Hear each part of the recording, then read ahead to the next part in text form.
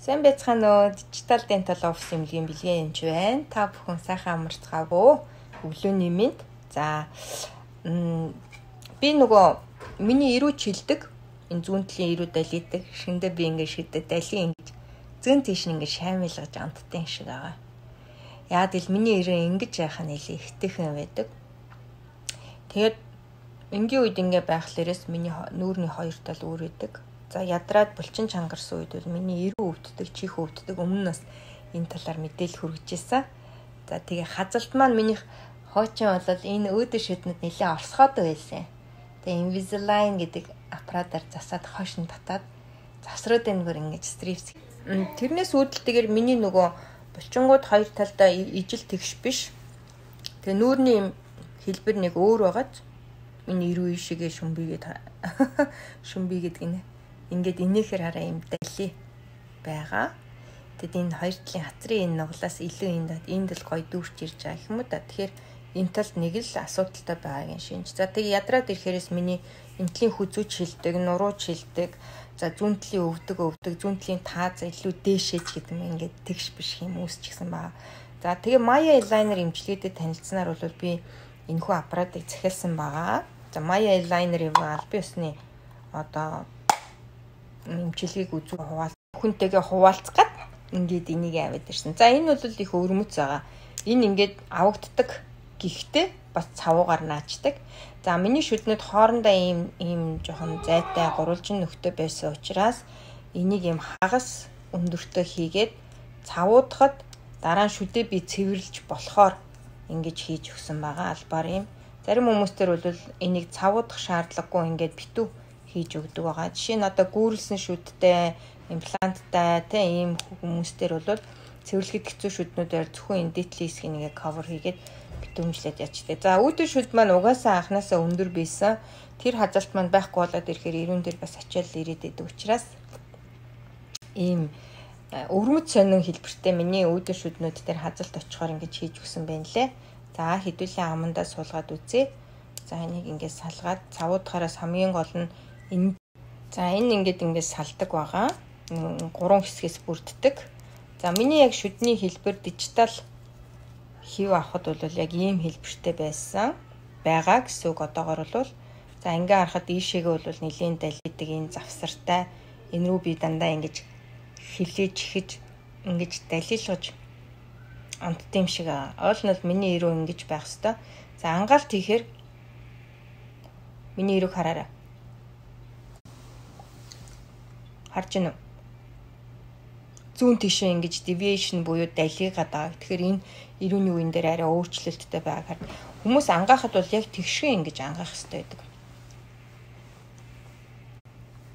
Тэр ингэж ийшээ далигаад байгаа гэсэн. За энэ дали байдлыг тэнцвэрийг алгаад тэнцвэржүүлж өхийн төлөө энэ бол хийгддэг байгаа. Ингээд жоохон булчингаас сулж өгч байгаа гэсэн.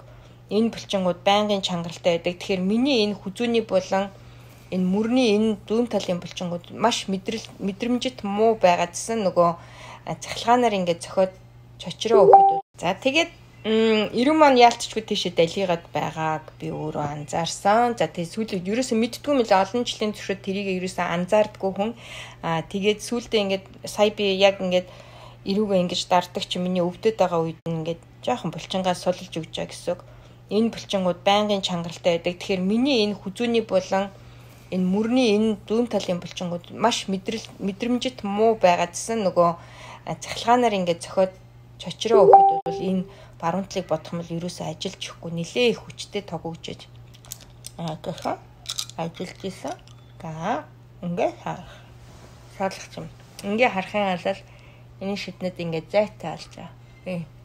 Ирүү жаахан урагшлаад тэгээд хадвал эртээхэн бол. За энийг хийхдээ мэдээж хэрэг нөгөө цахилгаан тенс. За энэ ирсэн шиднийхээ хэлбэр. Энийн шиднээс цагаан ирсэн. Манай нөгөө тэр багш конвеншны үеэр энэ шидний өнгөг авалгүйгээр ингээд хийсэн байна лээ. Олон шидний өнгөтэй тааруулаад тэгээд. За тэгээд одоо би энийг зуухаар миний ирүү хайрцангууд тэгшэрч байгаа.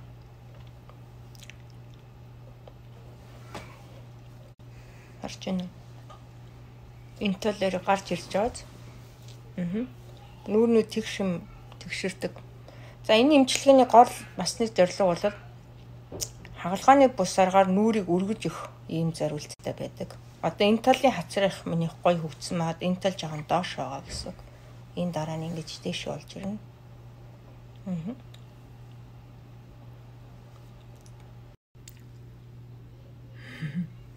Энийхэд хараа нүур гоё ижил байна. Жан кофе уудаг болохоор энийшэд ингэ шаарлчаад байна. Муухай харагдаж байна. Тэс шүдээ цагаар болохгүй. За ямар ч ч ингэ харахад миний хоёр нүдний төвшин арай ижил болж байна. Хацрах ч гэсэн энэ гой бандгуур хахад энэ дотгошоо ингэ татагдсан байгааз. Хамрын үзээр ерөөхдөө бас зүүн төвшөд алидаг. Энэ бүх юмнууд л ер нь зүүн талд энэ ч гэсэн хүмсэг дээшээ өргөгдөхгүй байх гэсэн үг. Тэгээд энэ булчингууд буруу ажиллаж сурцсан булчингууд энэ Maya Aligner тусламжтайгаар засагдаад ирээд, тайвшраад ирээд, ирүүний үе маань яг зөв болоод ирэхэд миний нүур илүү гоё болно. Ирүү хүзүүж хэлхээ болно. Тааз өвдөхөө болно гэд энэ болгон. За ингээд та бүхэн анзаарч байгаа бах бас ярихад хүртэл миний ийшиг ингэж илүү татагдж ярьж байгаа. За энэ наагаагаа болохоор юм чинь жоохон ярихад хэцүү. Тэгээд энтэйгээ байгаад шөнийн төвшөд хоол унд идэхтэй. Close that space. Let me see where the occlusal view is. Right over here. Yeah, here we go.